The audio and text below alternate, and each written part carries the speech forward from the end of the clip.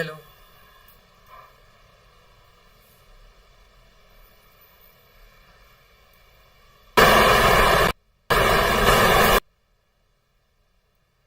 hello, hello, hello, hello, hello.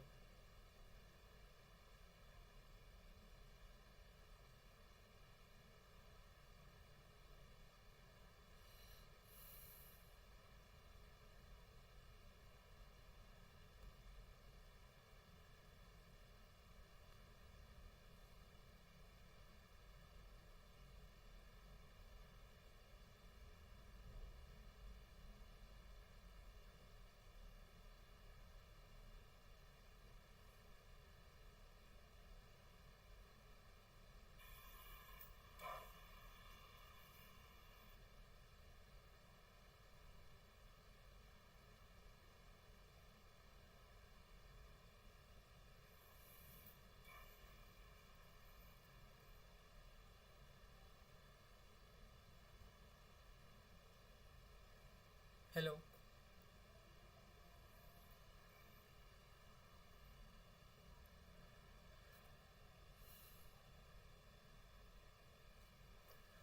So, good evening, everyone. Welcome to TalentBlazer, India's latest edtech platform that is there to help you at every stage of your career. Now, we are starting with something new. We are starting to cover UGC NET Paper 1, and UGC NET Paper 1 is actually, you know, I think a most neglected thing in your UGC NET examination, and I will tell you the reasons and why it is important for you guys to cover paper 1 thoroughly so that you can get JRF and not stuck at UGC NET only.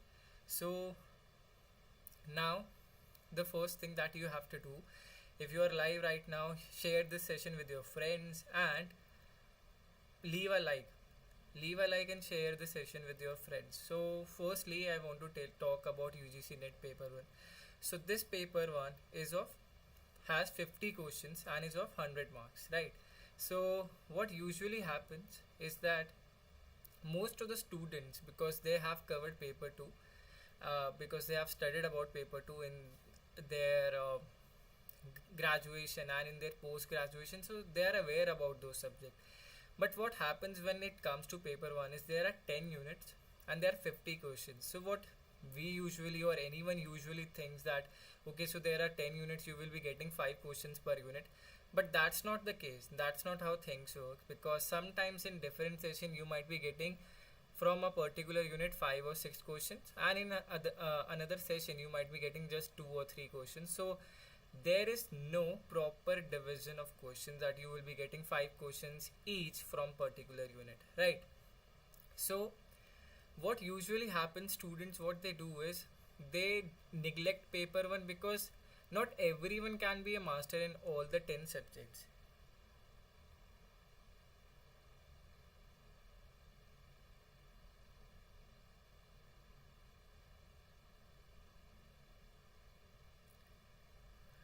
So as I was saying, not everyone can be a master in all the subjects, so that is where the problem and issue arises, and that is where we are there to help you guys. So there are 10 units and you have to cover each of them.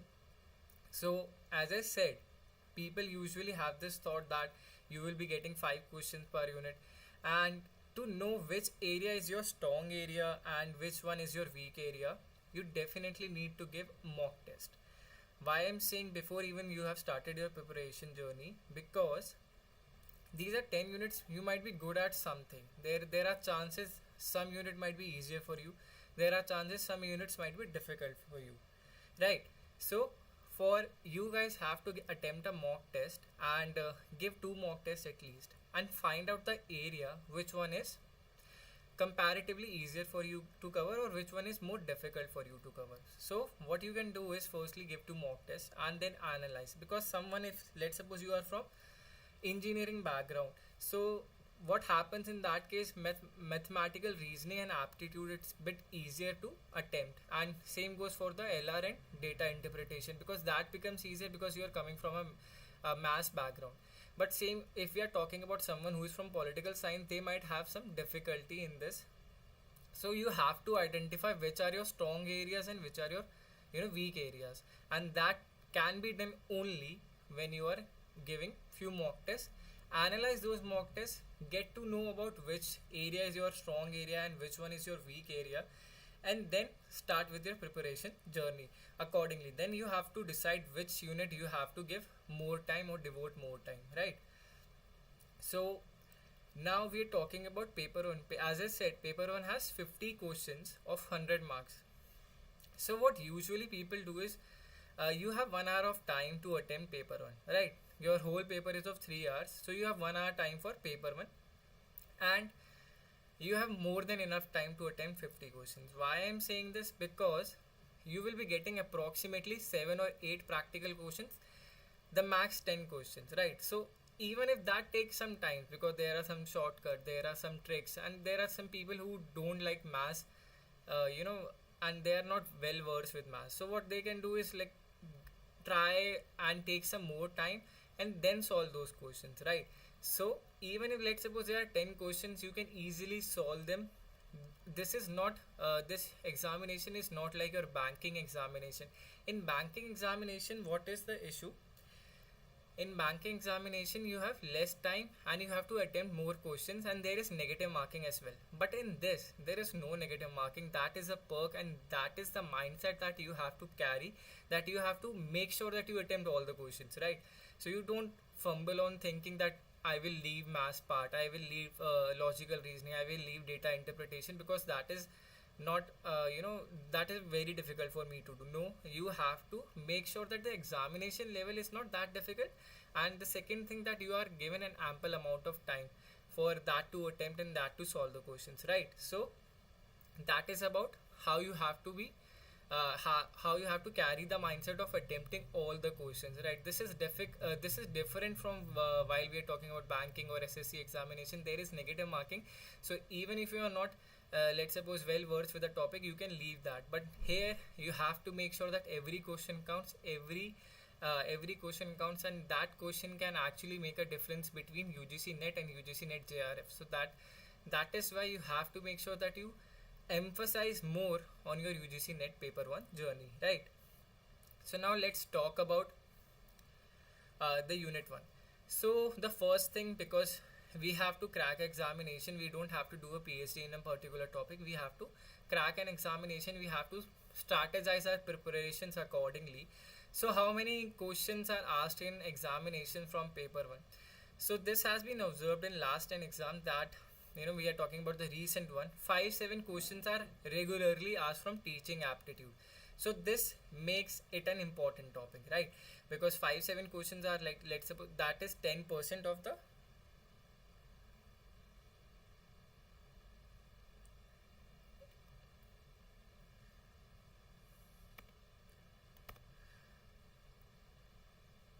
so that is like 10% of your examination. So you have to make sure that you are giving an optimum amount of time for paper like this unit 1. So there are unit has been observed like 5 to 7 questions are being regularly asked from this particularly unit, and in some session there are more than 10 questions that has been asked. So firstly, you have to note down what are the important key topics that you need to focus upon. That because every unit has like some important topics, there are some basics things, then there is something like you definitely have to cover for your exam preparation, right? So while we are talking about the important topic, first you have to know what is teaching, what are the nature and objectives of teaching, what are the steps in teaching, what are the factors affecting teaching, right? So these are the important topics. Teacher characteristics, identification of learner needs, creating appropriate learning situations, effective teachers, progressive teachers, teaching styles, teacher roles, be it motivator, be it facilitator, be it democratic leader. So you have to make sure that you follow all these topics. So if you are watching the session right now, I actually want you to take a screenshot of all these topics, right? So you can take a screenshot that you have to make sure that you focus upon these 4 important topics while preparing for this unit. So you can take a screenshot of this one right now and of this as well. The most important, from what I believe in, and what I have seen through, is the methods and techniques of teaching. These are very important. The last one, Swayam Prabha, and massive open online courses, MOOC. These are very important, very crucial topics, and you can see repetitively a question have been asked from these topics. And for your preparation journey, TalentBlazer is there to help you as well. We have an app. You can download that app from the Play Store, and from there you can attempt mock tests. There are a few mock tests available, and we have made a series of paper 2 that is specifically for commerce as well. So if you are one of the commerce background students, you can definitely check those out as well. So that will help you in your commerce preparation journey, and this is paper 1 for everyone, right?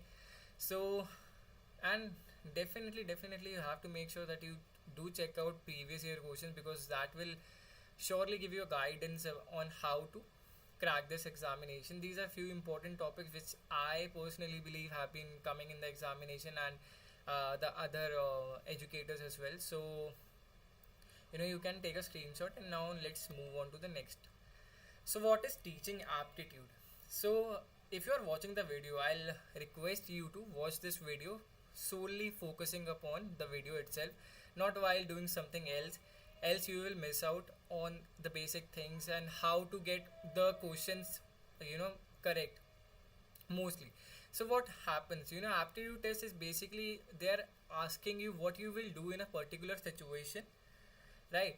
So in certain situations, what would be the best scenario, what will be the best case scenario, they are asking for your responses. They want to know whether you are fit for this particular job or not. That is what their idea is, right? So teaching aptitude tests are measures of potential abilities that foreshadow success on the related task of some future time. So you want to become a teacher in future. That is why you are giving this examination. You want to become a researcher. You get the JRF, and once you are done with your research, you will most likely join as a teacher somewhere.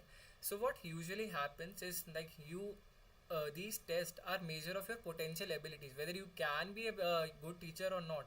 So the purpose is predictive, and their focus often is narrowed to a single ability or small collection of related abilities, which ensures that the candidates who want to enter the teaching profession have required knowledge and skills. So they are testing whether you have the right knowledge or skills or not, whether you are fit for this job or not, because teaching is a service, but that is another kind of job, right? So whether you are fit for it or not, they want to test it out. So teaching aptitude tests are there, and that is why this unit is not important only for your exam preparation, because what I have seen in my journey while mentoring so many students, I have seen once they are done with the examination, once they have got UGC NET, or once they have got UGC NET JRF, they are we don't have to do with anything from paper 1. No, you have to make sure that teaching aptitude part is very important and crucial for your interview purposes as well, because I have been through various interviews, and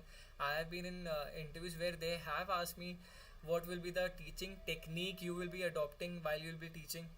So those are the questions that you can expect in your interview round as well. But what at that time, many of the students or the applicants, they are blank at that time, because they have neglected the teaching aptitude part, because they think once we are done with the examination, we don't have to go and revisit unit the paper 1 once again. So now coming back to what is teaching aptitude, as I said, these are the measure of potential abilities, whether you are fit for this job or not. So they are referring for, let's suppose, your future or the talent that is will be coming out, will be in some future time. So it refers to the basic qualities required to become a successful teacher. This includes qualifications, soft skills, intelligence, attitude, and many other qualities expected from a person who wants to become a successful teacher. Now, being a teacher is not like having a one-way conversation, right? You come to the class, you actually teach something, and you left from the class. No, that's not teaching. That's like one part of teaching. You have to make sure that you interact with the students as well. You give them assessment test. You get to know about students and what are the, like, let's suppose someone is not performing well in your class, or someone is, like, missing out on the class. You can definitely talk to the students and find out what is the reason, and why. If there is any disliking for your particular subject, you have to be you have to have soft skill while dealing with the students. You cannot be harsh, and you cannot get physical at all. So those are the things that are needed, and they actually want you to have in you, so that you can become a successful teacher. So right, what is teaching? Now teaching has, like, there are different definitions given by different authors, educators, right? So teaching is one of the instrument of education, and is a special function is to impart understanding and skill, right? So what usually happen is, teaching is one of the instruments of education in which the function is to impart understanding. The other person who is, let's suppose you guys are watching the video right now, the purpose of this video while you're watching this, and I am teaching you right now, is to make you understand what is UGC NET paper 1, how it is relevant, how how you have to crack the examination, and how you have to go about your studies. So I have to educate you, I have to make you understand, okay, this is how you should prepare your you should start your preparation. And there is, like, the skills part as well, because you have been taught some skills in different way. If we talk about solving a particular problem in maths or in reasoning, there are some tricks that are there to solve it quickly. So those are skill tricks, and those are taught by teachers. The main function of teaching is to make learning effective, right? Because anyone can learn from a particular source. Like, let's suppose there is some PDF online, you will be able to find for unit 1 UGC NET paper 1, and subsequently for all the subjects. Let's suppose you are preparing for any other examination, even then you can find out any book, PDF, or anything that you want to study about it, right? So how does the role of a teacher comes in place? Because not everything can be learned from a book. Sometimes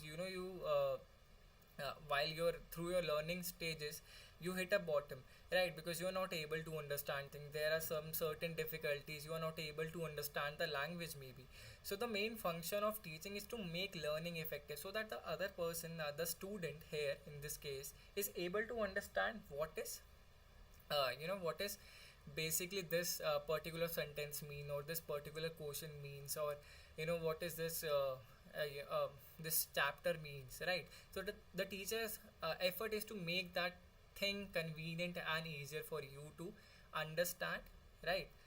The learning process would get completed as a result of teaching. So you learn about things. We all have learned about things, even when we were in in our preschool. Even then we learned about the letters, alphabets, and everything. So the learning process, because that's how everyone starts, right? So the learning process would get completed as a result of teaching, because they have taught us what are the alphabets, and then we started forming sentences, so in the subsequent classes, right?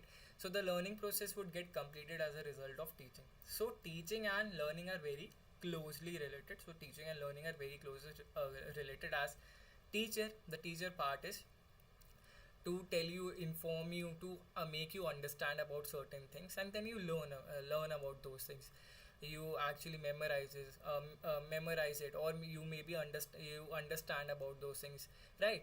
So this is all about teaching, but there are some important definition. You don't have to remember the name of educators. You won't be getting a question based upon that which person give this particular definition. So you don't have to worry about it. I have just taken a few definitions to explain what teaching means for different persons or different individuals. So H.C. Morrison said, teaching is intimate contact between the more mature personality and a less mature one. So what does he mean by this sentence? So I have been an aspirant as well, because those who are watching this video, they are an aspirant right now. They want to clear this UGC NET JRF or to get JRF. I was an aspirant one. I have made the journey and I have cleared the examination, and that in my first attempt, right? So what happens is that I have gone through some certain experiences, so that makes me more matured compared to those who are watching this video. right? So that is like a contact between the more mature personality regarding to this examination, right, and a less mature one, those who are trying or starting their preparation journey or somewhere stuck in their preparation journey. Now, second definition is by G.B. Hogg and James K. Duncan. Teaching is an activity with three phases: a curriculum planning phase, an instructing phase, and an evaluating phase. So this is what we are aware of because this is what usually used to happen in our school and colleges, right? So there is a curriculum planning phase, and then there is an instructing phase where teacher roles also comes in play. And in curriculum planning phase, the teacher has to play a role, but not every teacher has to play a role. Sorry about that. So a curriculum planning phase, an instructing phase, and then there is evaluating phase. Like once the student have given the examination, the teachers has to evaluate their mark sheets, and that is how the teaching as an activity is completed. So that is what James K. Duncan says, right? This definition presents the organization aspect by which we can describe and analyze the teaching process, because we have been through all this. This is what our usually school lives and college life was all about. So these are the important teaching definition, right? Now, what are the objectives of teaching? So the major objective of teaching covers different type of intended learning outcomes, right? So there are different objectives of teaching, and you can find numerous objectives of teaching. I have taken only 4 because these are easier to understand. If you are following some other source, you will find maybe more objectives of teaching. So there is no end to the depth of what all are the objectives of teaching. So you won't be getting a straight away question like what are the objectives of teaching, right? So firstly, acquisition of knowledge. So while teaching, I have some knowledge and I am presenting it to you, so that at the end of this video, while you are finished watching this video, you are you have some knowledge regarding this subject, or be it regarding UGC NET paper 1, right? So second is development of understanding. Now what usually teachers helps students in that, let's suppose I am watching a video of algebra. I'm weak at algebra, let's suppose. So if I'm watching a video on algebra, so if a teacher is explaining and if I'm able to understand, so that is where the teacher is helping to in the development of understanding, because even though I tried hard going through the books, even then I couldn't figure out how the algebra question solves. So what usually happens, because of a teacher, because I was watching a video online, I was able to understand, I was able to develop an understanding for algebra questions, right? Now development of conceptual, intellectual, and subject specific skills. So what is the ultimate aim of teaching, right? Ultimate aim of teaching is make sure that students are having their own conceptual, intellectual skills, right? Because at the end of the day, when they enter, let's suppose a corporate job, they are presented with case studies, and those case studies require them to think logically. What will they do in those situations? And if I have to take an example, let's talk about a decade ago, right? If we talk about our education system a decade before, there were not so many case studies, be it even in our senior secondary classes or in our colleges subjects even. But after a while, we have been seeing a change in trend, that even in your senior secondary classes, you will seeing so many case studies coming from different subjects, right? So what is the motive here? They want students to think, right? It's not like cramming and writing an answer, right? So that they don't want that. They want you to have an conceptual and intellectual thinking and logically answering. If you are reading a case study, the questions will be from the case study, and you have to apply the subject knowledge as well, and then you have to write the answer. And that will be the same case in your UGC NET papers, paper 1 and paper 2. You will be given a passage, and from that passage certainly few questions will be asked, and the information will be available in the passage only, and then you have to mark the right choices, right answer. Then you have to think logically. So that is where the teachers help. They help you to develop conceptual, intellectual, and subject specific skills. And lastly is development of values. Values are very important because those guides are they are the guides for the human behavior, right? As a student, when we go to the school, we are able to learn the way we should properly behave in a class or in a particular situation. So if you are going to a, let's suppose we are talking about college here, and if you are going for an interview, how you should dress up. So there are different values that are be given throughout our schooling, colleges. So that those values are given by the teachers. They are providing the values, like whenever our teacher used to come in class, we used to wish them, greet them, right? So that is the basic values that we are talking about. So that all comes in the objective teaching, because we as a society, our service does not end when the student clears an examination. What they do in their life, how responsible citizen they become, that is very important and crucial for all, right? So this is development of value. These are the objective of teachings. I hope everyone who is watching the video right now is able to follow up, and if you have any doubt, you can mention in the chat box. And if you're liking the session, please do leave a like, and share the session with your friends. Share a word about TalentBlazer, that we are going live covering UGC NET paper 1, so that more and more of your friends who are starting their preparation journey can get aware about this. So yeah, we can move on to the next, nature and characteristics of teaching. As I have been talking about, that teaching is a social process, right? So teaching is a social and cultural process which is planned to enable an individual to learn something in its life. So as an individual, why do every parent think that we have to make sure that our students land up in a good school, or they have to get the schooling done, they have to get the basic of the education, so that they are able to learn something, be it the language. Even let's suppose we are talking about English has become so important part of our daily lives, which is why every parent from decades want their sons or want their kids to actually learn up this language as a skill, because that will be helpful in their life. So teaching is a social and culture process which is planned to enable an individual to learn something in life. You can learn English, you can be good at maths, you can be good at science even. So those are the things. Teaching is about giving information, right? So I just spoke about that I have been an aspirant of UGC NET, and I have cleared the examination, given been through this journey. So I have relevant information upon how to clear this examination, how to go about this. So teaching is also about giving information. Your school teachers had some subject information, subject knowledge.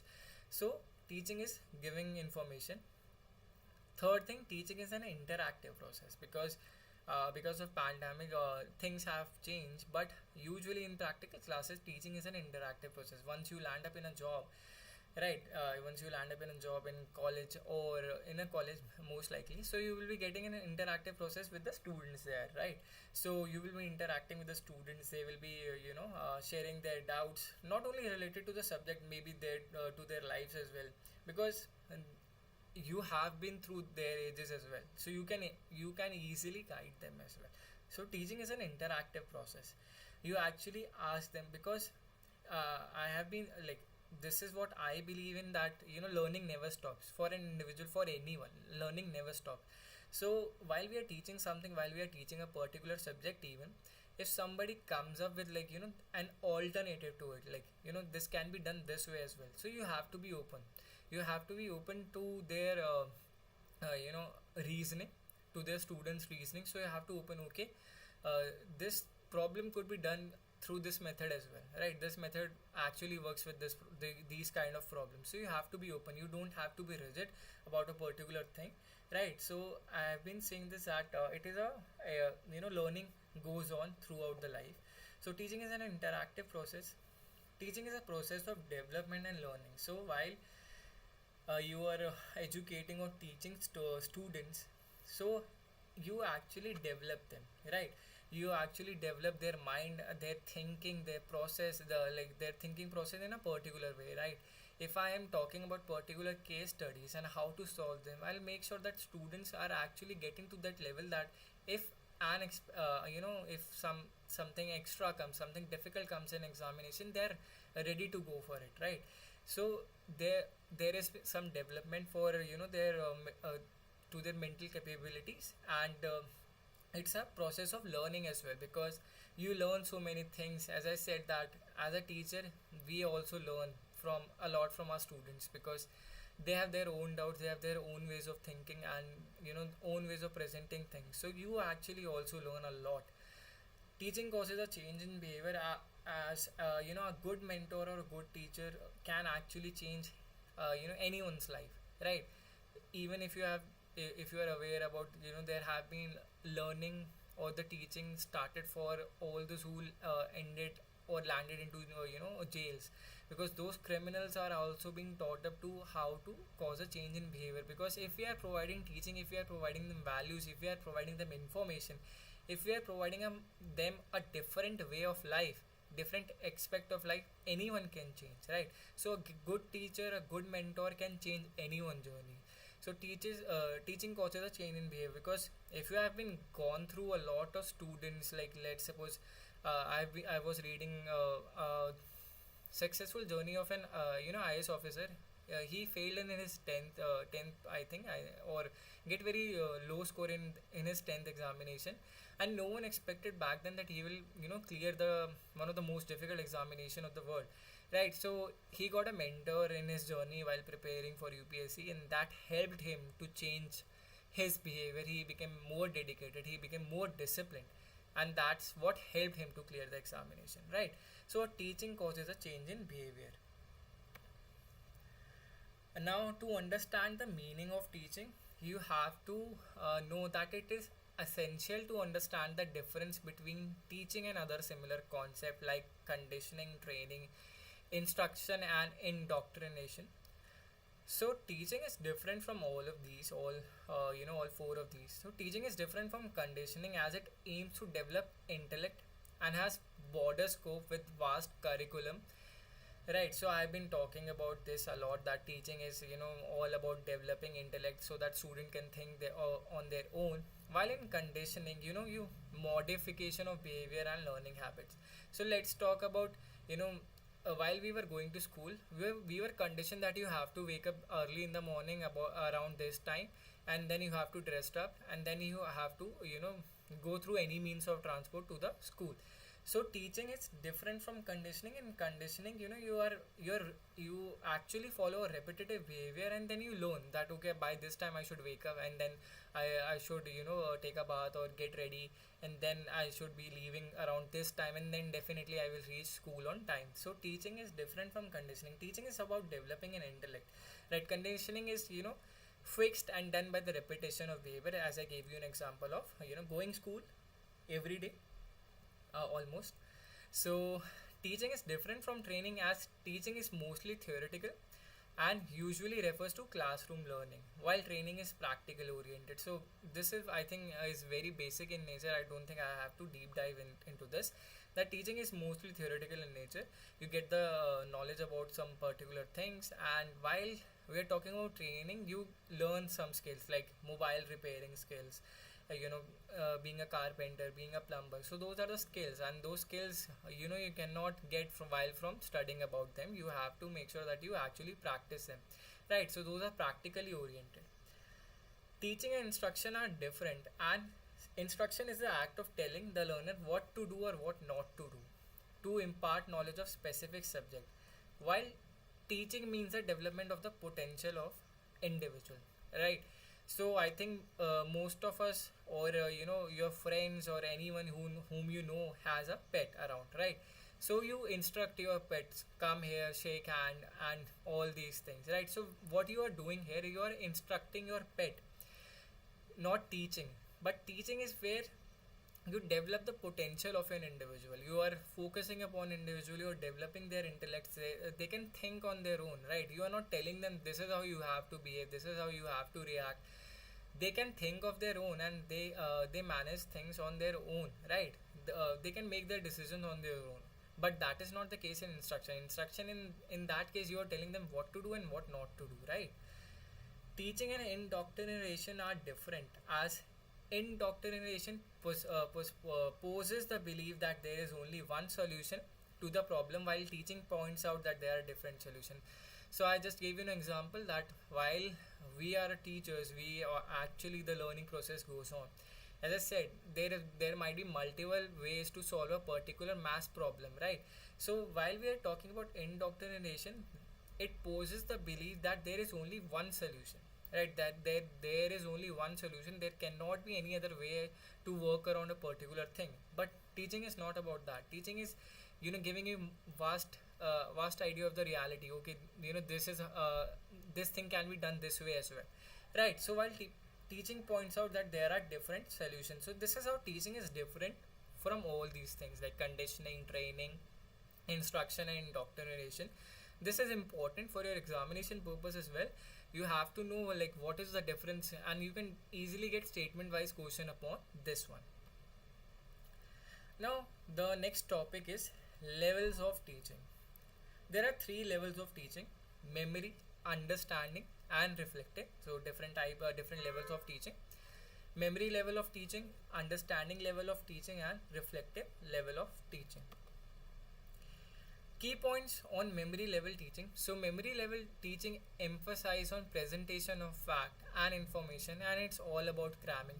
So we have been through this stage, everyone has been through this stage where there were so many facts and information were presented to them, right? If we talk about history as a subject, so that is all facts and information. You cannot apply logically that this thing would have happened logically. You cannot apply logic there.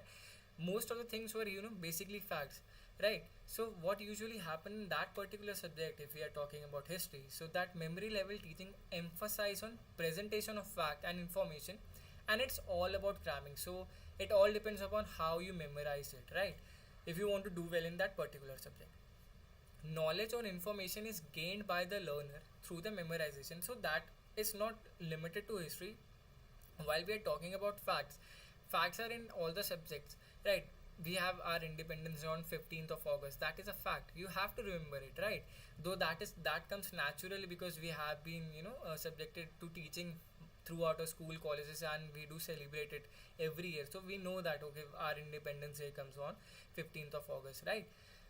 So you have to make sure that this is not only limited to a particular subject. This is throughout. This is the basic of the teaching, that you memory level of teaching. You have to emphasize upon learning few things. Only then you can develop an understanding. When you are done with the basic facts and information, then you can proceed with understanding and the reflective part of teaching.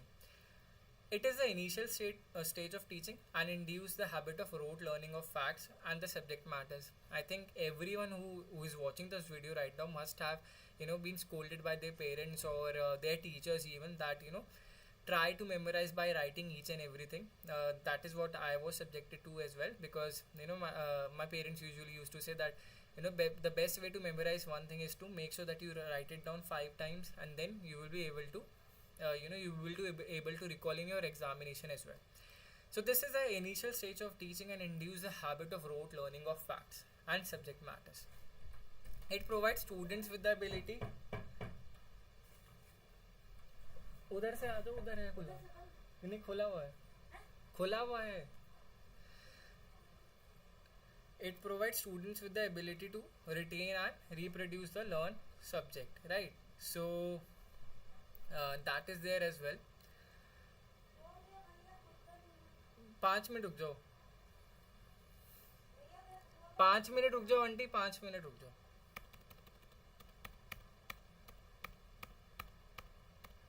Okay. Right. So the next part, we will continue this memory, understanding, and reflective part of teaching in the next video, right? 2 minute रुक जाओ aunty, 2 minute रुक जाओ. So this is all about unit 1 of the paper 1. We'll continue this in the next video, in the next live session. You will get the update of the event on the YouTube channel itself. So if you have joined for the very first time, do subscribe to the channel and share this video with your friends, and make sure that you join for the next session as well, where we will continue this unit 1, and then we will continue unit 2 as well. So this is all about unit 1. And if you have joined this video, if you like this session, do leave a like, do subscribe to the channel, and make sure that you share the session with your friends as well. So thank you. We'll meet in the next video.